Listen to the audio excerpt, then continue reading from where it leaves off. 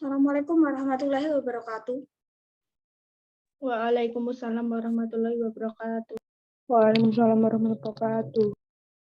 Okay, thank you very much for joining this class today. Terima kasih yang sudah join pada kelas hari ini. Jadi untuk pertemuan kali ini kita seperti biasa, jadi via Zoom sama YouTube live streaming. Jadi silahkan bagi mahasiswa yang sekiranya mungkin memang tidak bisa join di Zoom, nanti bisa join di YouTube ya. Jadi kita memakai streaming juga, jadi otomatis saya tidak perlu harus mengulangi materi yang dari awal ya. Jadi kita untuk materi akan kita lanjutkan terus gitu ya. Nah, untuk pertemuan kali ini, jadi kita akan masih melanjutkan ya materi tentang structure and written expression. Nah, kemarin kita sudah sempat ya di 2 meeting sebelumnya. Nah, dikarenakan untuk materi yang bagian grammar atau structure and written expression itu kan sangat banyak ya, ada sekitar 60 bab. Jadi mungkin kita 4-5 pertemuan ya mungkin ya. Cuman ya saya nggak bisa janji apakah nanti untuk 60 bab itu selesai apa enggak. Cuman ya setidaknya yang sekiranya memang itu penting itu insya Allah akan saya sampaikan. Selebihnya nanti untuk materi ya, untuk materi di bagian TOEFL yang structure and written expression selebihnya akan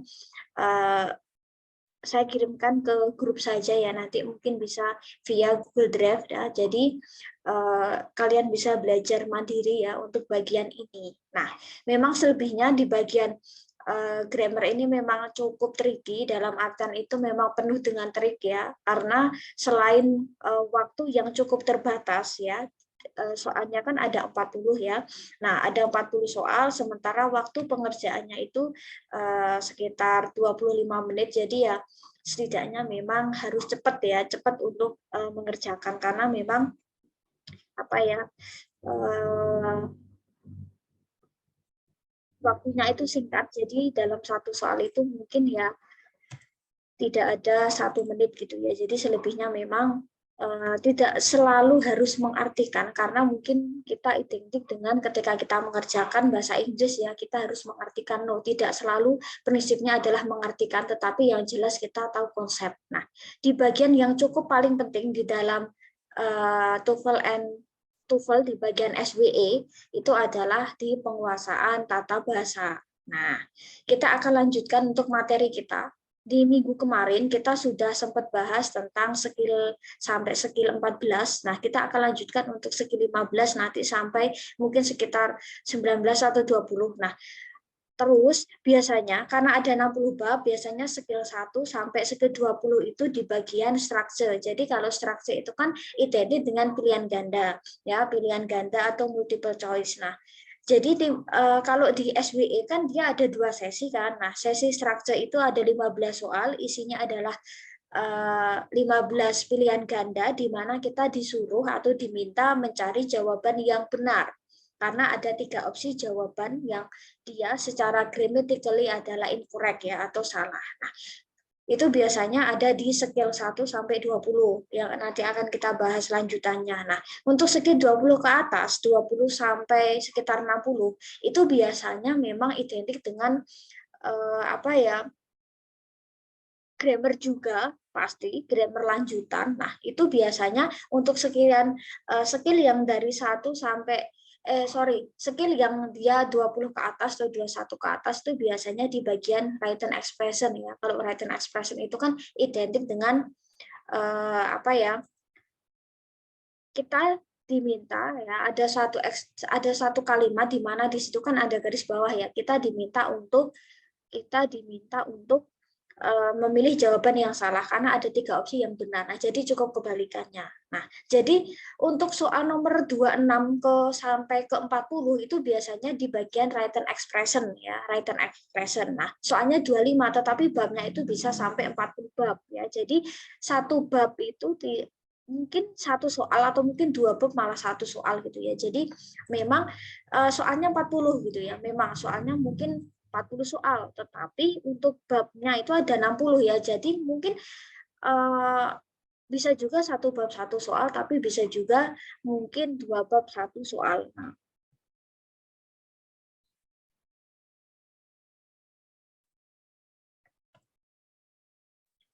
Oke, kita akan lanjutkan untuk skill 15. Nah, jadi yang jelas pada dasarnya kita harus tahu bahwa minim ya kalimat itu dia terdiri dari subjek dan verb. Nah, minim kalimat itu terdiri dari subjek dan verb. Nah, dalam sebuah kalimat. Nah, pada sesi yang ke-15 dalam artian ya. Nah, untuk yang skill 15 ini bahwa ini agak cukup berbeda nih dari kemarin kita udah bahas skill 14 gitu ya. Oke. Untuk yang skill 15 itu 15 ke atas itu biasanya identik dengan pembalikan. Dalam artian itu ada struktur atau struktur yang memang harus dibalik gitu ya. Nah, mungkin kita bisa lihat.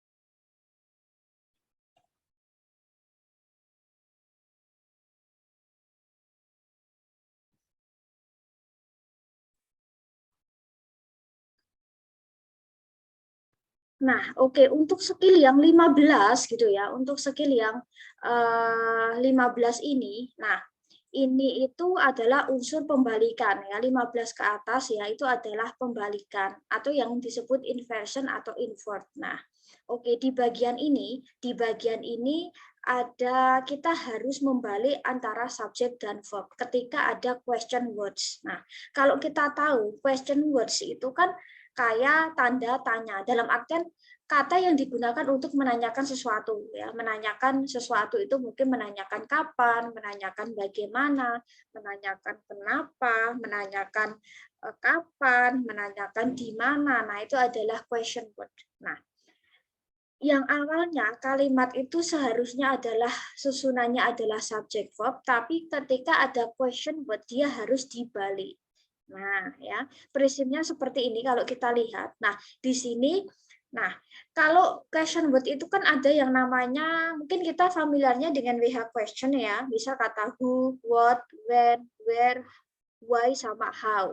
Nah, who itu menanyakan siapa, what itu menanyakan apa, when itu menanyakan kapan ya, where itu di mana, why itu kenapa, dan how itu bagaimana. Iya, kalau dia tujuannya adalah untuk seperti itu ya. Misal who are you? Kamu siapa? Misal what are you doing? Kamu sedang apa? When do you come from? Kapan kamu sampai atau kapan kamu tiba misal ya, atau when do you arrive misal. Nah, kapan kamu sampai? Where do you come from? Di mana kamu berasal atau dari mana kamu? Misal why? Why do you love me? Kenapa sih cinta sama aku misal ya, atau how? Misal how are you misal bagaimana kabarmu. Nah, jadi umumnya WH question itu adalah untuk menanyakan hal-hal yang seperti itu. Nah, tetapi kalau kalian menemukan question word itu ya, kalau kalian menemukan question word misal kayak who, what, when, where, why sama how. Nah, yang awalnya susunannya adalah ibarat kata verb plus subject. Nah, what are you doing? Nah, dari kata what are di sini kan verb, you itu subject. Nah, jadi susunannya kan question word verb plus subject. Nah, tetapi kalau nanti ada soal seperti ini, subjek dan verb silahkan dibalik.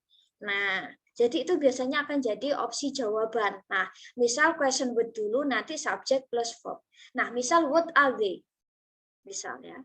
Atau who are they? Siapa sih mereka? Nah, tetapi kalau misal itu kan bentuknya adalah pertanyaan. Bagaimana kalau kita membentuknya menjadi pernyataan? Pernyataan itu apa kayak statement. Nah, oke. Misal I know what they are. Aku tahu misalnya atau misal I know who they are. Aku tahu siapa mereka. Nah, jadi di sini juga menggunakan kata siapa. Tetapi di sini bukan siapa yang pertanyaan gitu ya. Nah, tetapi siapa yang tujuannya adalah untuk menunjukkan pernyataan gitu ya. Nah, misal kalau kita lihat di contoh gitu ya. Nah, misal yang awalnya misal dalam artian dia bentuk awalnya misal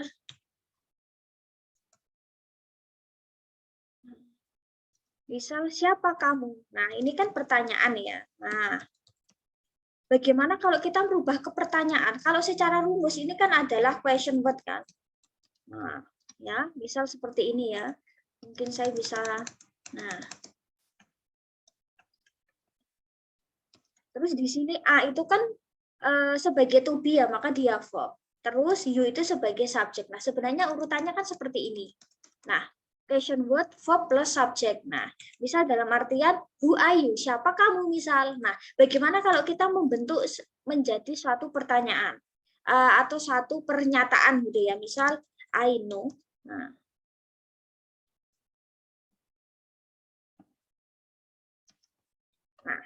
jadi prinsipnya adalah dibalik. Nah, kalau kita pengen mengubah pernyataan, nah, oke, kita fokus ke sini. Nah, di sini who, di sini kan question word ya. Nah, oke. Maka ketika kita merubah menjadi pernyataan, maka question word dulu, terus subjek, baru verb ya.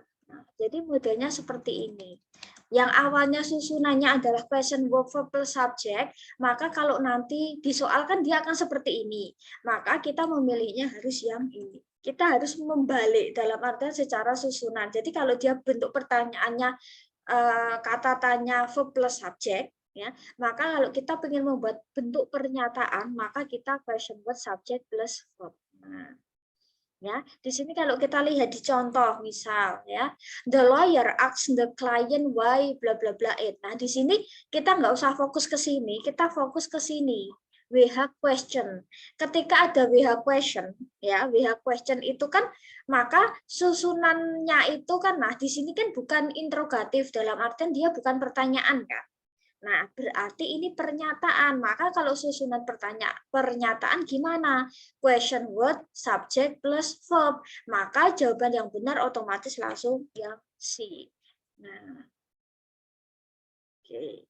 Jadi yang penting kita tahu konsep mana subjek, mana verb, mana yang bisa jadi subjek, mana yang jadi verb. Nah, jadi seperti itu. Nah, untuk subjek dan verb ini luas ya, mungkin bisa verb 1, verb 2, verb 3, verb ing gitu ya. Yang jelas dia intinya bahwa itu verb. Nah, jadi seperti itu. Nah, ini adalah yang pertama. Nah, terus kita akan ke yang kedua gitu ya. Nah, kita akan ke yang kedua. Nah, untuk yang kedua ini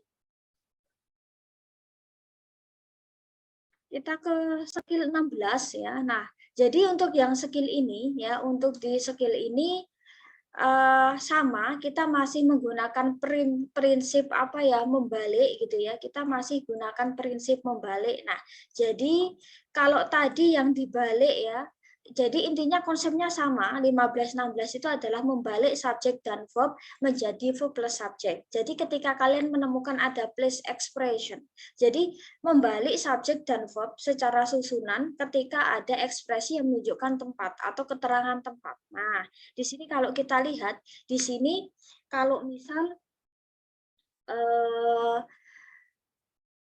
yang awalnya itu misal kata keterangan tempat ya, ada yang menunjukkan tempat. Kata keterangan tempat itu misalnya kayak misal di samping, di depan, di belakang, di antara, di luar, misalnya di dalam, di sudut, misal di sisi kanan, di sisi kiri ya, intinya bahwa dia adalah menunjukkan tempat gitu ya. Nah, itu biasanya ketika susunannya awalnya adalah verb plus subject gitu ya. Nah, maka misal in the classroom were some old desks ya, di kelas itu terdapat beberapa bangku. Nah, ketika kalian menemukan ada kata keterangan tempat di depan, maka susunannya itu harus subjek plus verb. Yang awalnya dia verb plus subjek, maka harus dirubah menjadi subjek plus verb. Prinsipnya sama kayak tadi. Nah, oke. Prinsipnya sama. Nah,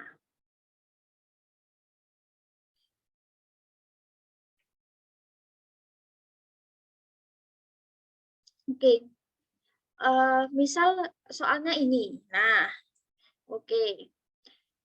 On the second level of the parking lot, jadi di tingkat kedua di tingkat kedua parkiran ya, di tingkat kedua tempat parkir. Nah, kita nggak usah harus selalu tahu arti, tapi yang jelas kita harus ibarat kata tahu pola susunan yang awalnya dia adalah subjek plus verb, maka di sini harus verb plus subjek. Nah, kalau kita lihat di sini is dan a itu sama-sama adalah dia verb ya karena dia to be dia sama-sama verb benar ya. Cuman, nah di sini itu mungkin kita akan fokusnya bahwa the second level of the parking lot itu adalah is ya. Nah, tetapi bukan. Kalau kita lihat di sini verbnya iya. Ini verb. Nah, terus kalau kita lihat di bawah ini some empty stalls itu adalah subjek. Nah, subjek. Terus yang bawah itu a itu verb, some empty stalls itu adalah subjek. Jadi di sini verb, ini subjek. Nah, di sini kalau kita lihat ya is dan amt itu susunannya bukan verb plus subjek ya.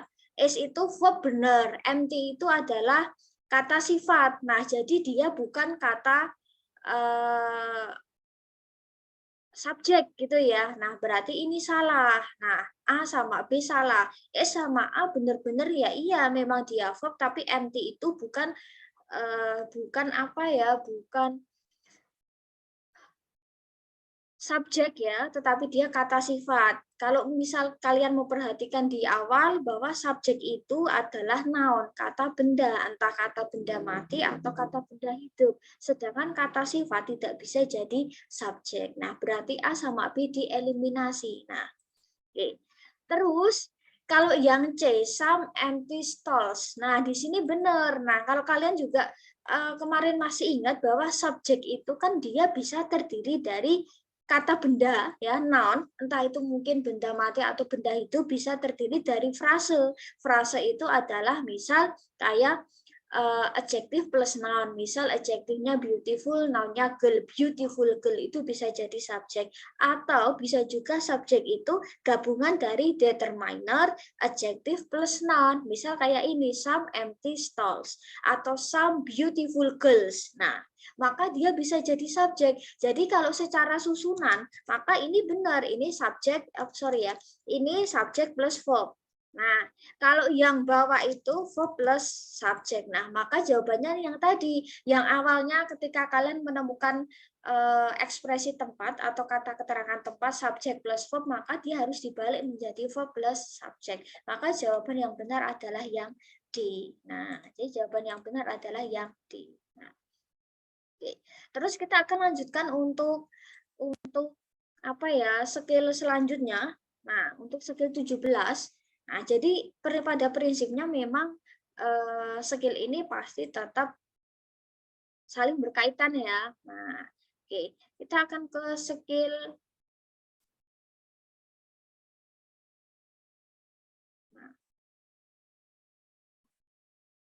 Oke, kita akan ke skill 17. Nah, jadi pada skill ini ya, pada skill 17 gitu ya. Kalau kita lihat di sini pada skill ini kalau tadi adalah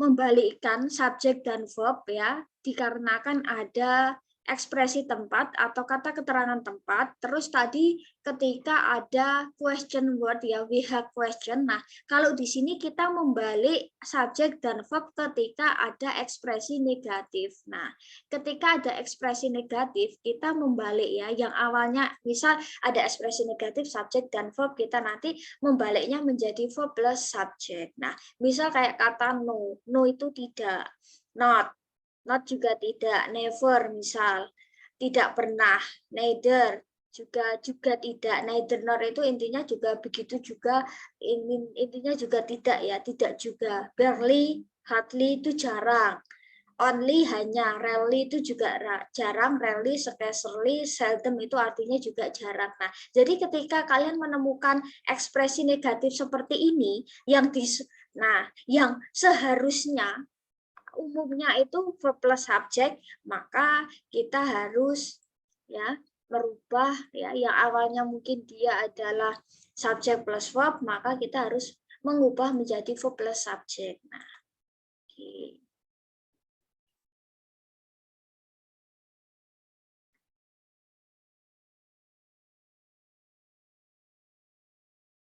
Nah, Oke, misal ada seperti inilah, ada kata only ya. Only adalah ekspresi negatif. Nah, kita fokusnya ada kata ekspresi negatifnya only. Nah, di sini langsung aja kita concern pada harusnya yang awalnya itu seharusnya seyogianya itu subjek dan verb, karena ini modelnya diinversi maka harus dibalikkan verb plus subjek.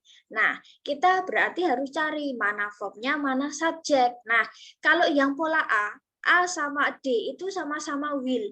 Will itu verb ya, will itu verb kata kerja, tapi dia kan modal verb. Nah, berarti jawabannya kalau nggak A ya D. Yang B the printing processes. Nah, di sini dia adalah subjek ya. Dia dalam artian itu kayak kalau kalian menemukan apa ya, dia bagian dari subjek ya, tetapi dia biasanya verb ing plus noun, misal ya kayak printing presses itu adalah mesin ngeprint, misal kayak misal washing mesin, misal mesin cuci misal. Nah, biasanya kalau ending ing ya, ing terus verb ing plus noun itu biasanya dia bisa jadi subjek ya. Nah, di sini berarti kalau secara susunan di sini itu kan subjek plus verb ya. Nah, kalau kita lihat. Terus di sini that the printing presses will be, ada kata that. Nah, di sini ada konjungsi. Dalam artian ada kata hubung, berarti nggak mungkin dong ya. Berarti di sini secara rumus berarti dia kata hubung subjek plus verb. Nah, berarti antara A sama D. Nah, kalau kita lihat di sini kan di sini verb. Di sini ada subjek. Nah, oke, terus yang D sama, ada dalam artian di sini ada will, ada verb, di sini subjek. Mana kira-kira yang benar? Nah, kalau ada A sama D, kita harus tahu konsep. Nah, kembali ke materi yang pasif. Nah, setiap tenses itu pasti memiliki pola pasifnya masing-masing gitu ya. Nah, kalau ada will be, nah, ada konsep atau ada materi will be, itu biasanya pasif. Pasifnya apa? Pasifnya future. Nah, secara pasifnya future itu apa? Will be plus verb 3. Nah, seharusnya di sini ya, logikanya itu harusnya gini. Nah, logikanya kan. Nah, tapi kan kita modelnya prinsipnya terbalik. Nah, berarti ya, nah, berarti jawabannya yang D, will the printing presses be stopped. Nah, jadi harusnya be stopped itu jadi satu. Nah, will itu kan dia modelnya kayak dibalik yang tadi gitu ya. Yang awalnya mungkin dia normalnya adalah will be stopped. Nah, maka di sini harus prinsipnya itu agak terbalik gitu ya. Jadi nggak bisa will be the printing presses stopped, nggak bisa. Maka yang benar ada will the printing press be stopped. Nah, jadi seperti itu. Terus kita akan lanjut untuk materi kita selanjutnya. Nah, untuk materi kita, nah kita ke 18. Nah, untuk yang skill ini masih sama. Jadi prinsipnya adalah ya masih membalik yang namanya membalik susunan gitu ya, dari yang awalnya mungkin subjek plus verb tapi nanti jadi verb plus subjek. Nah,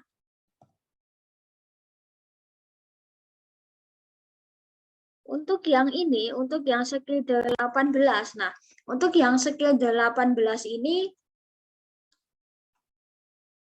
nah, apa sih yang harus dibalik? Nah, kita harus membalik subjek dan verb gitu ya. Kita harus membalik subjek dan verb.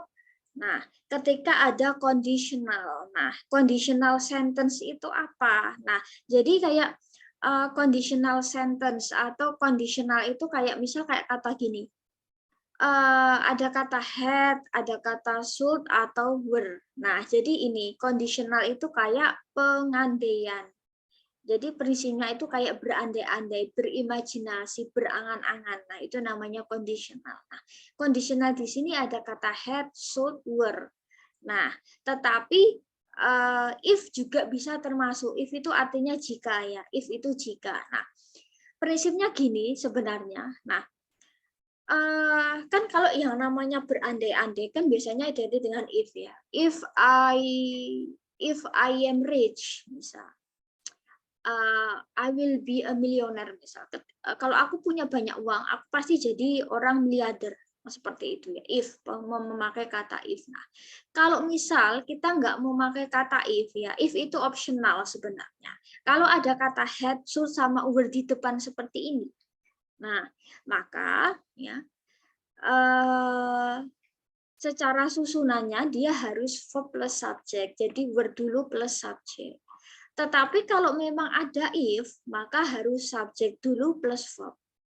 Nah, ya, jadi kan sebenarnya kan ketika sebenarnya normalnya gitu ya, normalnya itu harusnya subjek dan verb ya, seperti yang sudah tadi 3 bab tadi, bahwa yang normalnya itu subjek dan verb, ketika ada conditional maka dia harus jadi verb plus subjek. Nah, oke. Misal kayak kata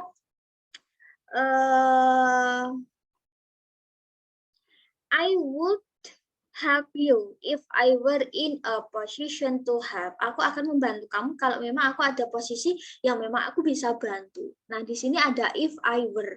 Nah, di sini kalau kita lihat ya, di sini secara susunannya kan memang ada if ya. Kalau ada if maka susunannya harus subject plus verb. Nah, tetapi ya kalau misal tidak ada if, maka ya kalau misal tidak ada if maka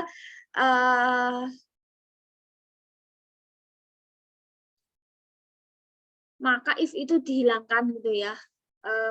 If itu dihilangkan, terus kita balik. Nah, ya maaf ini salah pembalikan. Nah, jadi misal kalau ada if susunannya adalah subject plus verb ya, if I were. Nah, tapi kalau misal if-nya nggak ada, nah itu konsepnya dibalik ya. Misal kalau gampang yang di sini aja deh, kita yang paling gampang aja.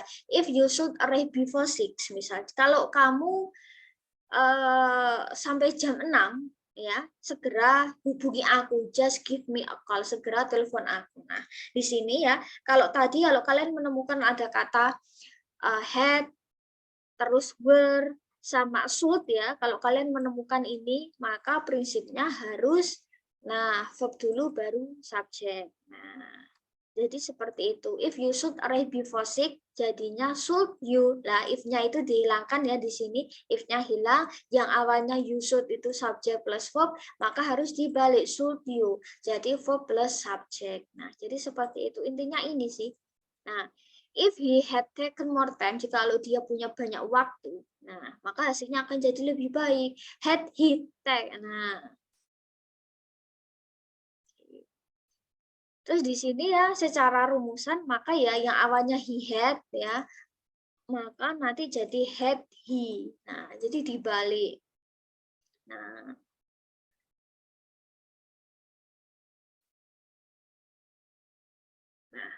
jadi seperti itu untuk secara konsep. Nah, terus kita akan lanjutkan untuk skill selanjutnya, untuk yang skill 19. Prinsipnya adalah sama. Nah, jadi sama dalam artian gini ya.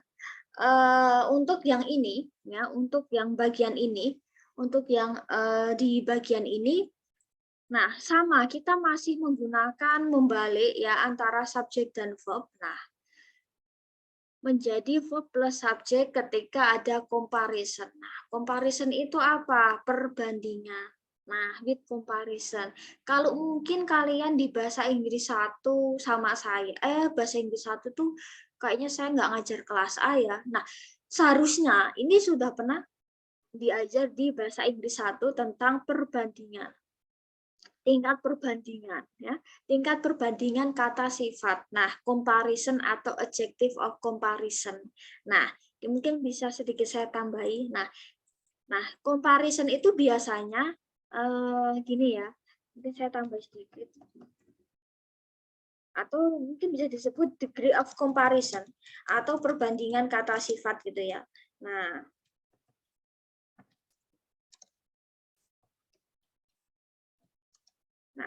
untuk perbandingan kata sifat, nah, degree of comparison. Nah, biasanya ya kata sifat itu apa sih ya? Kata sifat yang menunjukkan sifat gitu ya. Misal katakanlah ya kata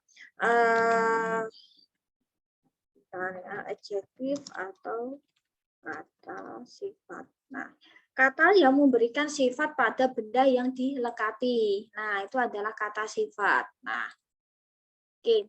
Terus bagaimana untuk ya kata sifat itu biasanya diikuti dengan apa ya?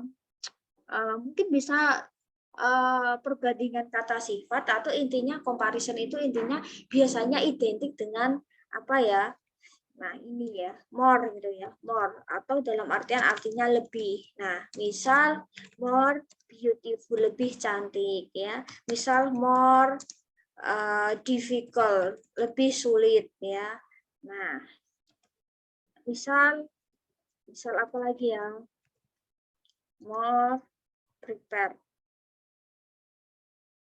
Jadi seperti ini biasanya diikuti dengan more titik-titik. Nah, biasanya itu. Nah, misal kayak ketika kalian menemukan ada comparison, biasanya itu diikuti dengan more atau more than ya. Nah,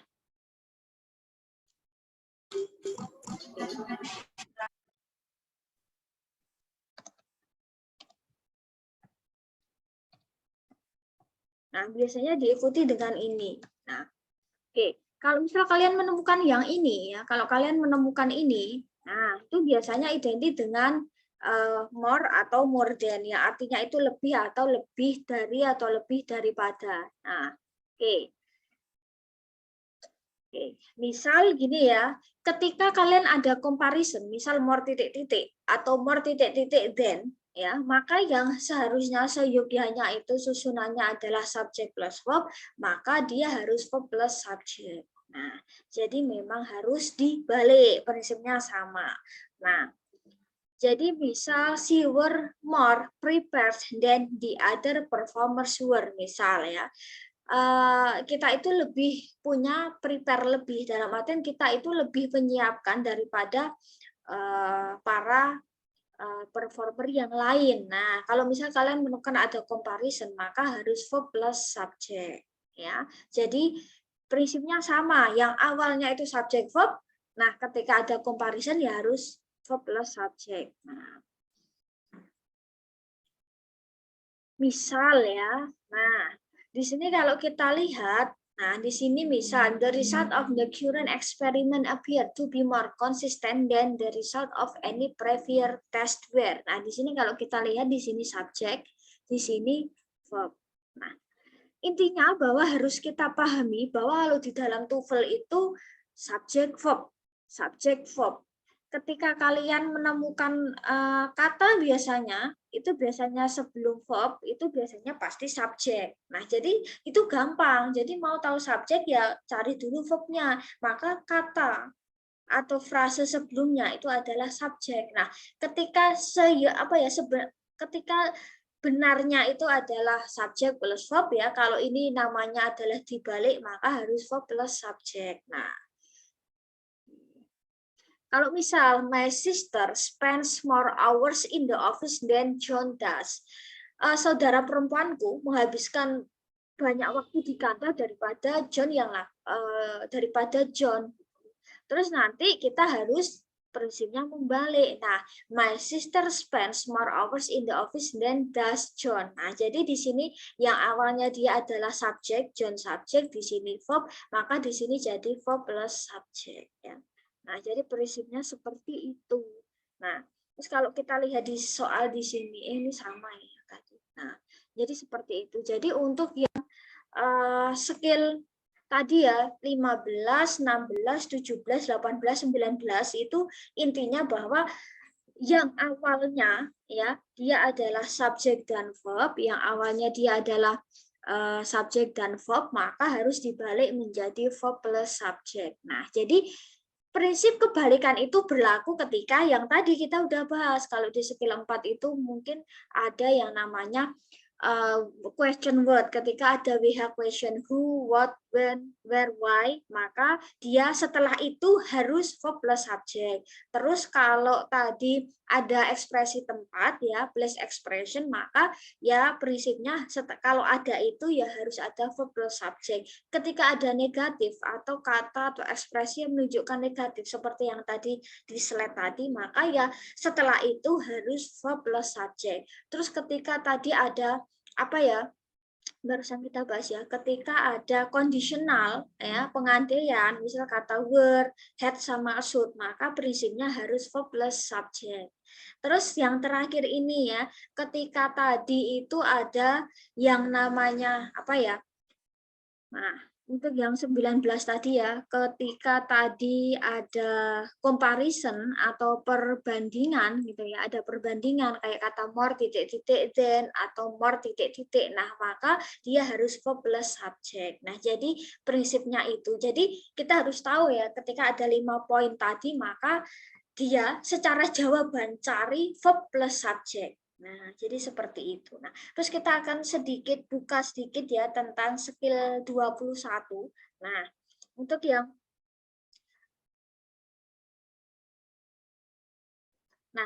yang skill 21 gitu ya. Nah, untuk yang skill 21 ini cukup berbeda. Nah, cukup berbeda. Nah,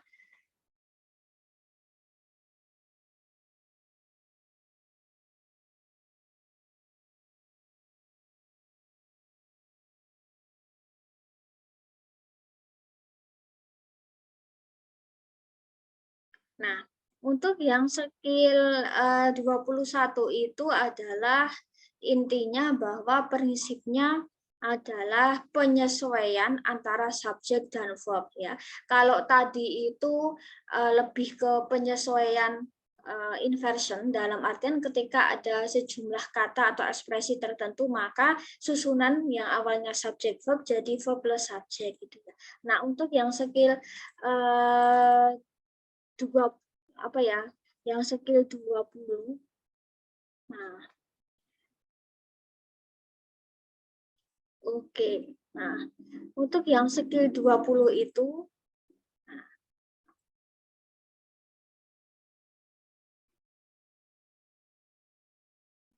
Nah, untuk yang skill 20 itu 20 ke atas maka di situ ada yang namanya subject and verb agreement ya. Jadi penyesuaian subjek dan verb. Nah, di sini kalau kita lihat gitu ya. Ketika modelnya gini, prepositional phrase itu adalah yang menunjukkan letak tempat atau mungkin bisa disebut ekspresi tempat ya. Preposisi itu apa? Kemarin kita sudah sempat bahas ya. Kalau preposisi itu misal kayak kata in, at, on, under, between, behind, among, over, on, at, nah, dan sebagainya. Nah, itu adalah prepositional phrase. Nah, ketika ada prepositional phrase, kita harus ibarat kata kita harus tahu yang namanya prinsip tunggal dan jamak. Kalau kita lihat di sini, prepositional phrase itu kayak misal kata to the door, ya. Nah, oke, kalau kita lihat di sini, hati-hati ketika ada yang namanya frase preposisi. Nah, ini kembali ke konsep yang awal bahwa kalimat itu minim subjek dan verb. Subjeknya tunggal, verbnya ngikut tunggal. Subjeknya jamak, verbnya ngikut jamak. Nah, ya. Oke. Jadi, prinsipnya itu kembali ke yang pertama. Nah, kalau kita lihat, kita harus fokus gitu ya. Kita harus fokus bahwa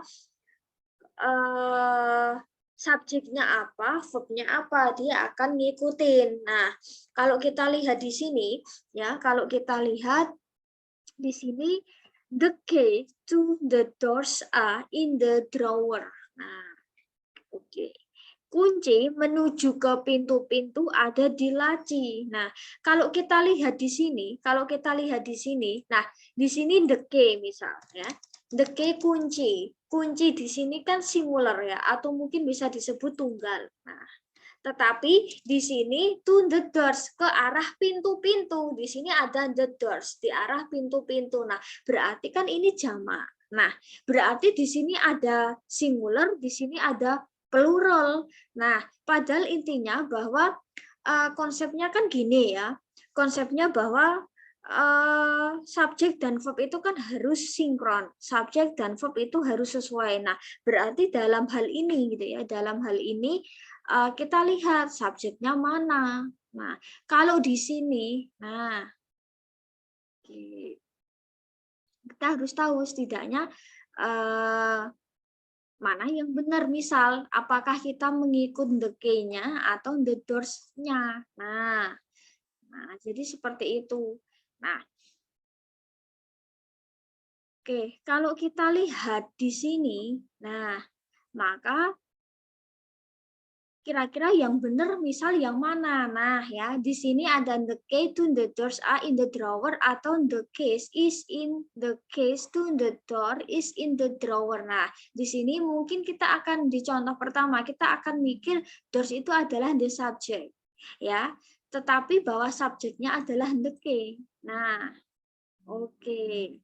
Subjeknya itu the key to the doors itu kan dia prepositional phrase, jadi dia bukan subjek. Maka kalau subjeknya ini, nah maka di sini maka harusnya adalah is, ya.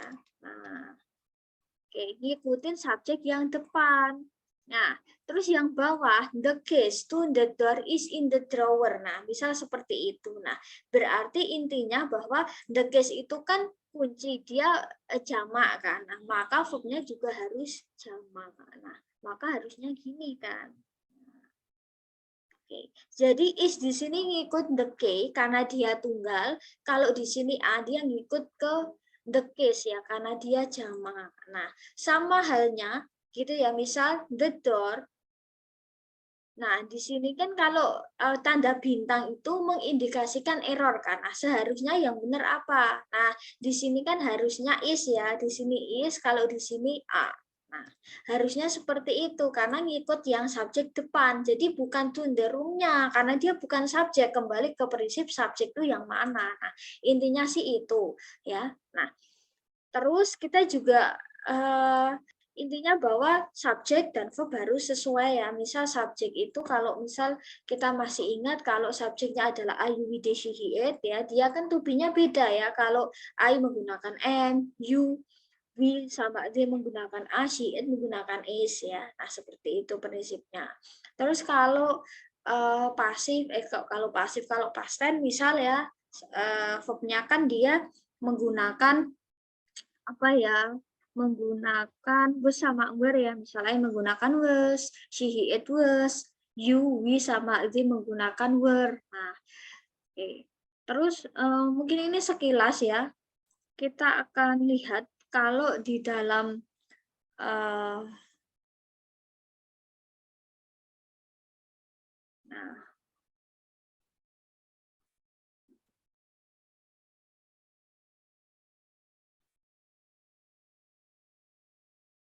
jadi memang kita harus tahu ya namanya prinsip tunggal dan jamak itu ya.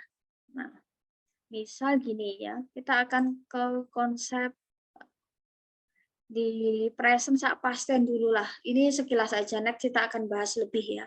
Nah, untuk yang ini, untuk yang selanjutnya, nah intinya bahwa subjek dan verb itu harus sinkron, gitu ya. Subjek dan verb itu dia harus sinkron. Nah, harus sinkron itu dalam artian itu memang,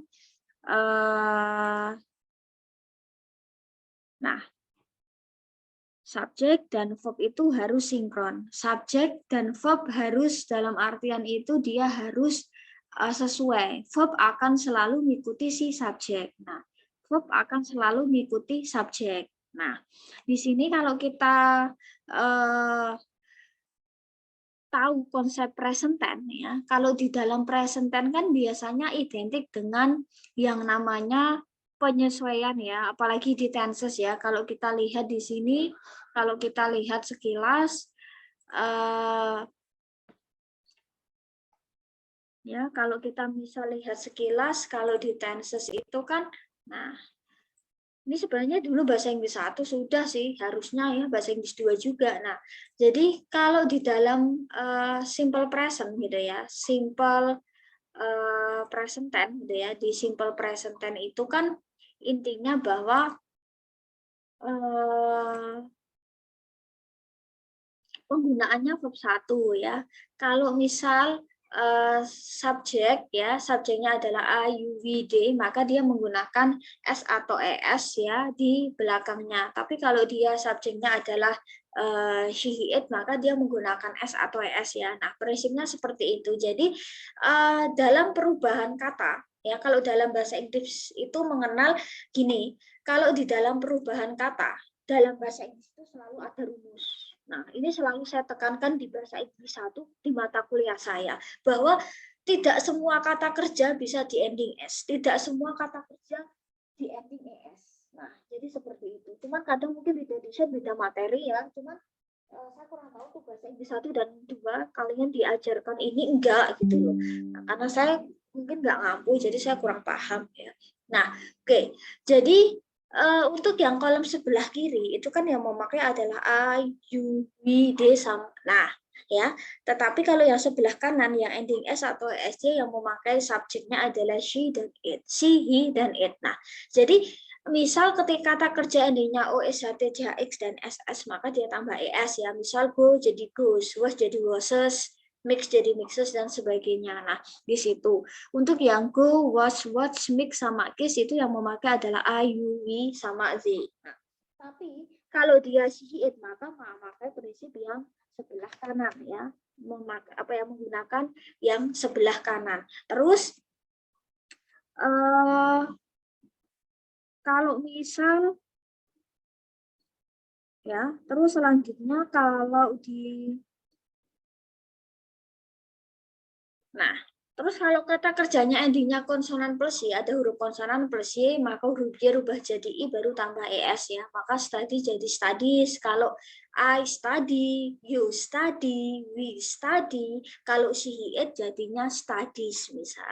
Nah, selebihnya selain dua konsep ini, maka semua kata kerja gitu ya, semua kata kerja itu memakai s. Nah, jadi seperti ini. Jadi harus menyesuaikan ya. Kalau misal yang sebelah kiri yang memakai I, you, we, they, maka yang sebelah kanan yang memakai adalah she, he, it. Tetapi juga harus dipertimbangkan ya. Kalau I, you itu kan dia tunggal ya. We dia jamak misal ya. We jamak, they jamak. Nah, juga harus diperhatikan ya. Terus she, it dia cenderung tunggal. Nah, jadi prinsipnya selain I, you, we, they, she, it, kita juga harus memperhatikan bahwa ada kata kerja yang dia kan ngikuti subjek ya, tetapi dia modelnya seperti kayak to be, SMA, was dan were ya. Kalau kita lihat misal katakanlah gini ya, I menggunakan am, you, we sama they menggunakan a, she, it menggunakan is. Nah, kita juga harus concern ke sini karena kalau tadi kan memang bentuknya verb ya, tapi kalau to be itu kalau dalam bahasa Inggris iya dia kata kerja, tapi bukan kata kerja yang kayak doing action, melakukan aksi seperti pada normalnya ya. Kalau di dalam bahasa Inggris itu verb itu to be SMA adalah kata kerja. Jadi tidak selalu bahwa to be itu diartikan adalah, no. To be itu bahkan mungkin nggak bisa diartikan gitu ya. Nah, jadi seperti itu. Nah, itu kalau present.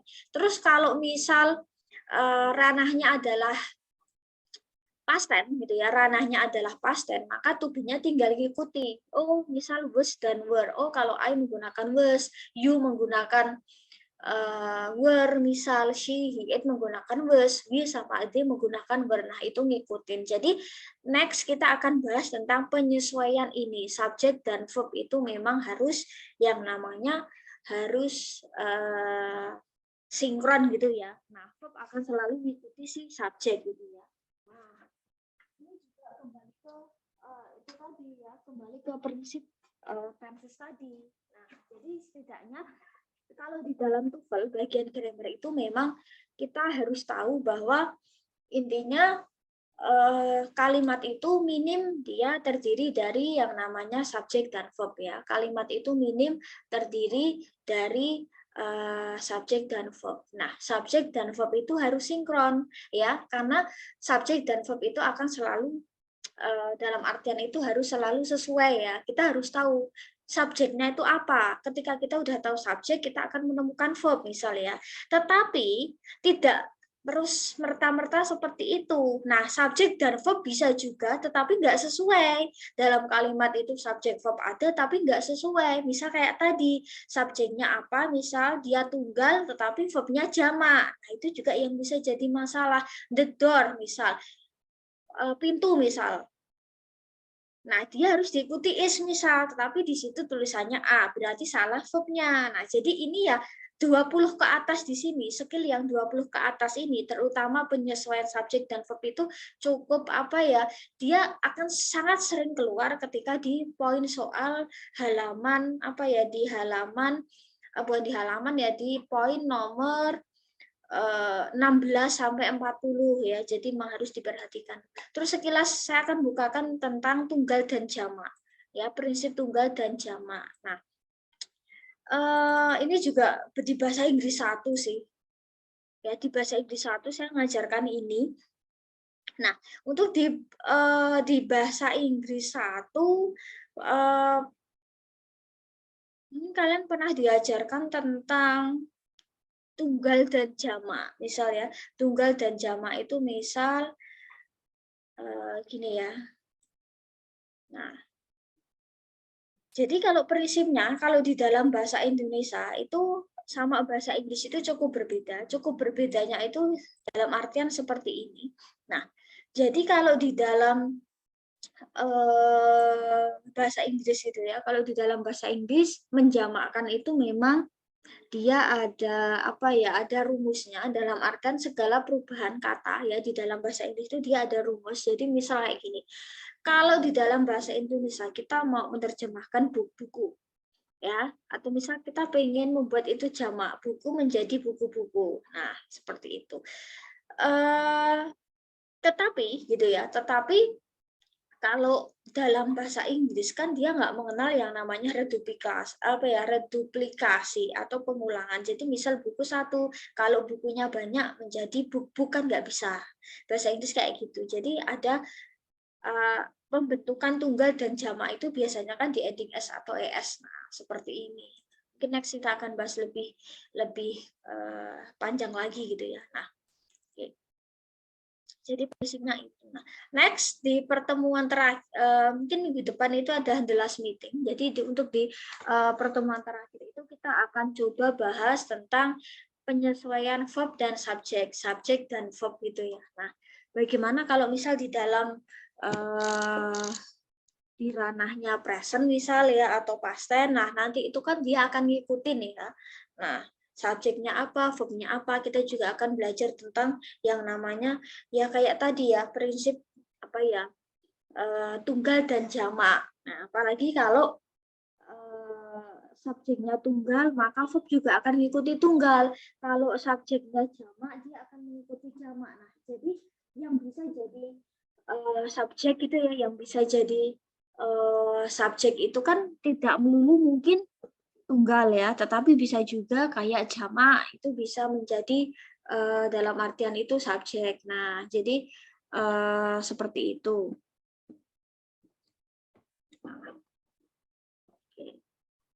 Mungkin itu saja sih yang mungkin bisa saya sampaikan gitu ya pada kesempatan ini. Jadi kita masih ada, harapan saya itu masih ada sekitar kita ya ada satu meeting lagi untuk kita review ya tentang subjek dan verb gitu ya. Jadi kita ada satu meeting lagi, kita akan review tentang itu. Dan itu minggu depan mungkin kita masih pakai Zoom sama live YouTube saja gitu ya.